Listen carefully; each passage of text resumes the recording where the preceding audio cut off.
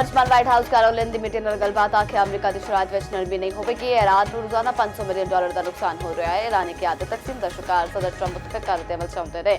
सदर ट्रंप अपने हर मसले नाकाबंदी तो मुतमैन नहीं। ईरान का 2 जहाज तहवील में लाना जंगबंदी की खिलाफ वर्जी ने ईरान की तहवील में गए 2 जहाजा अमरीकी नहीं इसराइली जबकि अमरीका मुज़ाकरात ने ईरान के जवाब का इंतजार कर रहा है। ईरान के फौजी दबाव जारी है तो बहरी नाकाबंदी पर दस्तूर बरकरार है। सदर ट्रंप तो बेहतर समझन के और ईरान नाल जंग का टाइम दसन के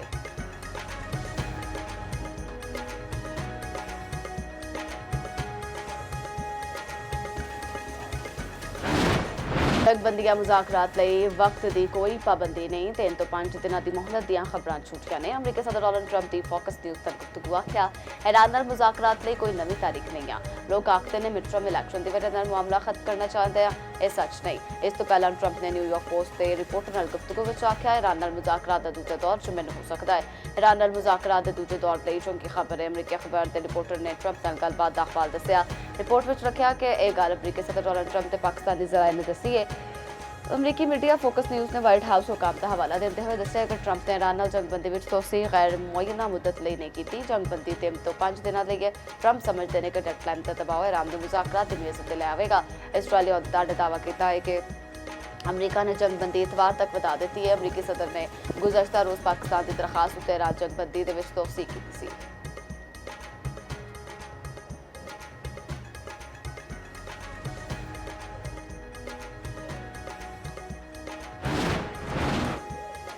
आर्मी चीफ तो बाद अमरीकी नेवी के सैकटरी भी अहदे तो बरतरफ पेंटागन के सैकटरी जॉन सी फलन तो इस्तीफा लैन की तस्दीक। हर मुल्की मीडिया के मुताबिक जॉन फलन ते वज़ीर जंग के कई महीनों तो इख्तलाफात चल रहे सन।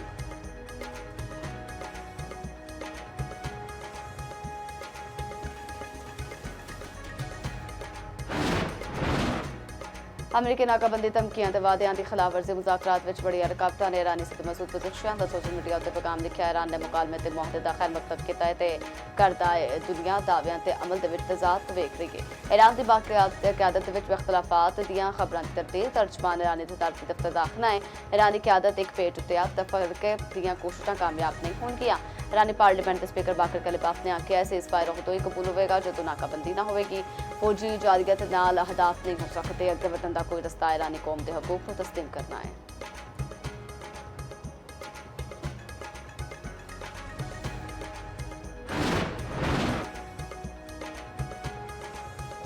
ईरानी पासदारान इनकलाब ने 2 जहाज कब्जे में लैके नानी साहल उत्ते मुंतकिल कर दिते। ईरान दियां 33 स्पीड बोट्स की अपने हरमस विच पेट्रोलिंग ईरानी मीडिया ने वीडियो जारी कर दिते। ईरानी बहरिया का आखना है दोवें जहाज़ों ने बगैर इजाजत नेविगेशन सिस्टम में खलल पाया। दोवें जहाज़ अपने हरमस विच सेफ्टी को खतरे में पाउण उत्ते कब्जे में लिते गए। ईरानी मीडिया के मुताबिक समुद्री हदूद तो कब्जे में लिता गया एक जहाज़ इसराइली हुकूमत नाल मुंसलिक है। जहाज़ों के कोर कार्गो दस्तावेजात के रिकॉर्ड की जांच पड़ताल का अमल जारी है। उधर अमरीकी नाकाबंदी के दावे के बावजूद ईरान नाल मुंसलिक कम अज कम 34 टैंकर हरमस अबार कुछ अबूर कर चुके हैं। मारूफ अमरीकी मालियाती जरीदे का दावा दस्सिया कि कम अज कम 6 बहरी जहाज़ 10.7 मिलियन बैरल ईरानी खाम तेल ले जा रहे सन। ईरान की आमदन $910 मिलियन बनी।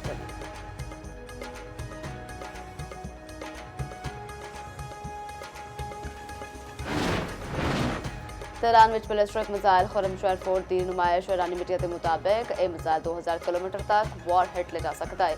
तेहरान में ईरानी शहरियों का हुकूमत के हक में मुजाहरे। अमरीका के इसराइल खिलाफ शदीद नारेबाजी।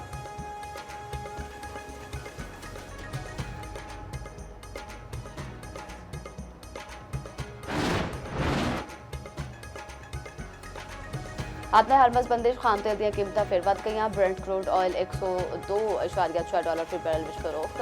WTI खाम तेल की कीमत $93.407 बैरल तक आ गई।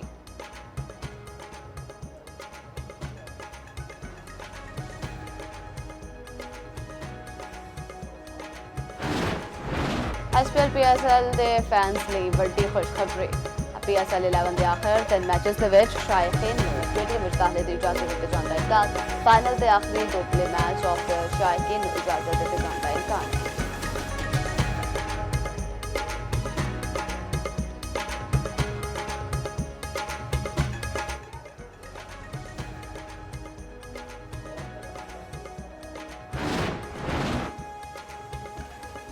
जुडिशल कमीशन ने इजलास 28 अप्रैल ਨੂੰ ਤਲਬ ਇਸਲਾਮਾਬਾਦ ਹਾਈ ਕੋਰਟ ਦੇ 5 ਜੱਜਾਂ ਦੇ ਤਬਾਦਲੇ ਉੱਤੇ ਗੌਰ ਸਰਾਏ ਦੇ ਮੁਤਾਬਿਕ ਜਸਟਿਸ मोहसिन अख्तर कयानी ਤੇ ਲਾਹੌਰ ਹਾਈ ਕੋਰਟ ਤਬਾਦਲੇ ਉੱਤੇ ਮੁਸ਼ਾਵਰਤ ਜਸਟਿਸ ਬਾਬਰ ਸੱਤਾਰ ਪਿਸ਼ਾਵਰ ਜਸਟਿਸ ਅਰਬਾਬ ਤਾਹਿਰ ਦੇ ਬਲੂਚਿਸਤਾਨ ਹਾਈ ਕੋਰਟ ਤਬਾਦਲੇ ਉੱਤੇ ਗੌਰ ਜਸਟਿਸ ਸਮਨ ਰਿਫਤ ਤੇ ਜਸਟਿਸ ਖਾਦਮ ਸੋਮਰੂ ਦੇ ਸਿੰਧ ਹਾਈ ਕੋਰਟ ਤਬਾਦਲੇ ਉੱਤੇ ਗੌਰ 27ਵੀਂ ਆਈਨੀ ਤਰਮੀਮ ਦੇ ਬਾਅਦ ਹਾਈ ਕੋਰਟ ਜੱਜ ਦਾ ਤਬਾਦਲਾ जुडिशल कमीशन ਦਾ इख्तियार है।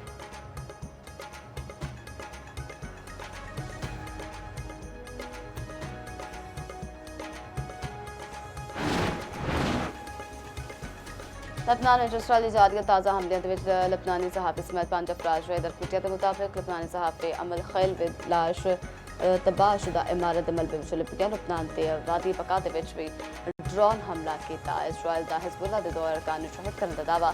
जनूबी लबनान के कत्ल खयाम समेत मुख्तलिफ इलाकों में बमबारी तोपखाने का इस्तेमाल रिहायशी इमारतों को बलडोजर ਨਾਲ मसमार कर दिता गया। मसीतां ਨੂੰ निशाना बनाया गया।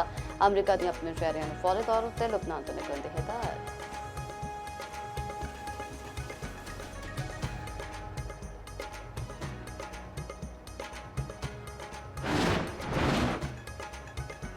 अमरीका रात मुज़ाकरात पाकिस्तानी किरदार ने भारत सफारती सतह उत्ते दबाव सड़ते अमरीकी जरीदा दी अटलांटिक भारती सबकी सबके सामने लाया। रिपोर्ट में आख्या गया है इस्लामाबाद में होने वाले मुज़ाकरात ने पाकिस्तान ने नुमाया हैसियत दी है जबकि नई दिल्ली अपने आप को पस मंजर में महसूस कर रहा है। भारतीय वज़ीर खारजा सतनाम जयशंकर ने इब्तदाई जो पाकिस्तान के किरदार को घट अहमियत दी। 8 अप्रैल की जंगबंदी के बाद भारतीय मोदी हुकूमत उत्ते तनकीद बढ़ गई है। ओपोजिशन रहनुमा जे राम रमेश ने उन्होंने मोदी की सफारती नाकामी करार दे दिता है। ऑपरेशन को 1 साल गुजर चुका, भारत के पास इसके जवाब में कहने को कुछ भी नहीं। आज के दिन तक पहलगाम के हवाले से किसी किस्म की कोई ना सबूत भारत दे सका है, ना शवाहिद फराहम कर सका है और ना उसके पास कोई खातिर ख्वाह जवाब है पहलगाम को लेकर। भारत का मसला ये है कि वो अपने अंदरूनी मामलात को बैरूनी मामलात बनाकर पेश करते हैं और अपने बैरूनी मामलात को अपने अंदरूनी मामलात बनाकर पेश करते हैं। और इसकी वाज़ेह मिसाल ये है कि दहशतगर्दी भारत का अंदरूनी मामला है, वो उसको बैरूनी बनाकर पेश करता है। जो कश्मीर का इशू है एक इंटरनेशनल इशू है, बैनुल अक़वामी सतह का इशू है, वो एक बैरूनी इशू है, उसको वो अंदरूनी मामला बनाकर पेश करते हैं।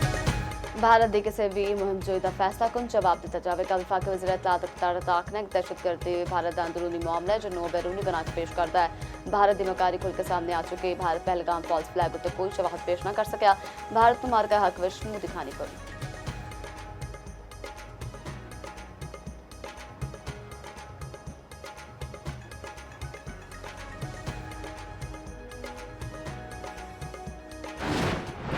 Pahalgam false flag operation Bharat का मनसूबा बन ड्रामा। मोदी सरकार की जो खनसाई का 1 साल मुकम्मल 22 अप्रैल 2005 ਨੂੰ भारत ने पहलगाम की पुरसकून वादी ਨੂੰ खून विच नवा दिता।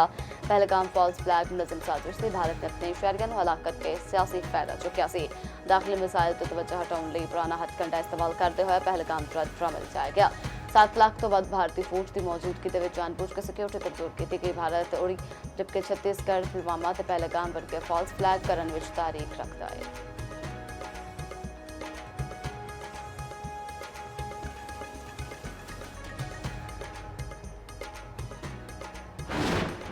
मार का हक में पाकिस्तान की दिफाई की जवाबी कार्रवाइयों में वाज़े बरतरी। भारत को अस्करी मैदान में इबरतनाक शिकस्त। एक पाक फजाइया ने जदीद जंगी तैयारी के जरिए दुश्मन के अहम अहदाफ को कामयाबी नाल निशाना बनाया। J-10C ते JF-17 थंडर तैयारियों ने भारतीय फजाई हदूद में अहदाफ को निशाना बनाया। दुश्मन के जदीद दिफाई निज़ाम को भी नकारा बनाया गया। पाकिस्तान जदीद मिसाइलों के जरिए भारतीय फौजी अड्डियां को निशाना बनाया। पाकिस्तानी ड्रोन ने भी दुश्मन की हदूद में अहम मालूमात हासिल की। जमीनी महाज उत्ते पाक फौज ने पेशकदमी करके दुश्मन के नापाक आज़ाइम को नाकाम बनाया।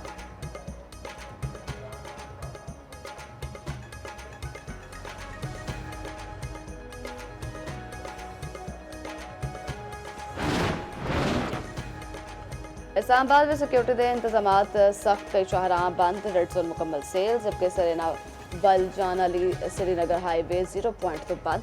रावलपिंडी इस्लामाबाद के दरमियान मेट्रो बस सर्विस भी मुअत्तल। फैजाबाद कराची कंपनी के लाड़ी अड्डे बदस्तूर बंद। रेड जोन के सरकारी दफातरों के अज वर्क फ्रॉम होम होगा। वजारतों के अफसरान के मतहत अमला शहर के मौजूद रहे ताकि बवक्त जरूरियात बुलाया जा सके।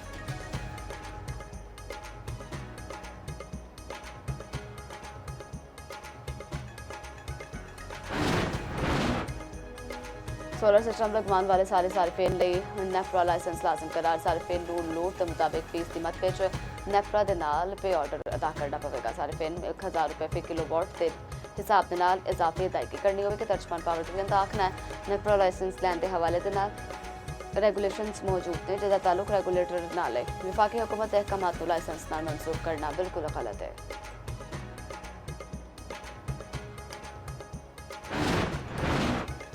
फजाई मुसाफिर वाली जंग की खबर 5 बरियां के बाद फ्लाइट ना 1 मई तो इस्लामाबाद ते लाहौर की परवाज का आगाज करेगी।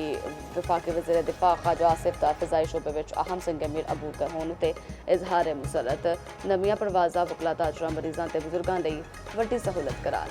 एक्स ते पैगाम विच आख्या परवाजां दे आगाज दे नाल वक्त ते ईंधन दी बचत सड़कां ते ट्रैफिक ते दबाव घट होवेगा। पाकिस्तानी एयरलाइंस बेड़े विच तोसी कर रही है हुकूमत दा मुल्क भर ते बैनुल अक़वामी सतह ते फजाई रवाबत वधाउण दा अज़म वज़ीर हवाबाजी दी तमाम कौमी एयरलाइंस लई नेक मन्ना।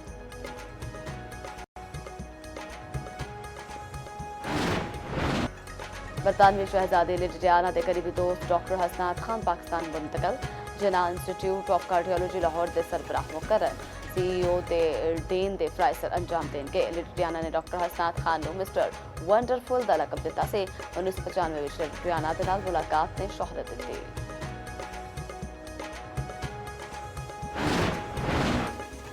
तलीम का हसूल उम्र की कैद तो आज़ाद है। मुजफ्फरगढ़ के 55 साल के गुलाम कादर ने साबित कर दिता 2 दफा मैट्रिक के इम्तहानात में नाकाम हुए हिम्मत ना हारी। नवी जमात के इम्तहानात में एक बार फिर शरीक कहते हैं कि बच्चे पढ़े लिखे ने तो मैं भी आला तलीम हासिल करना चाहना।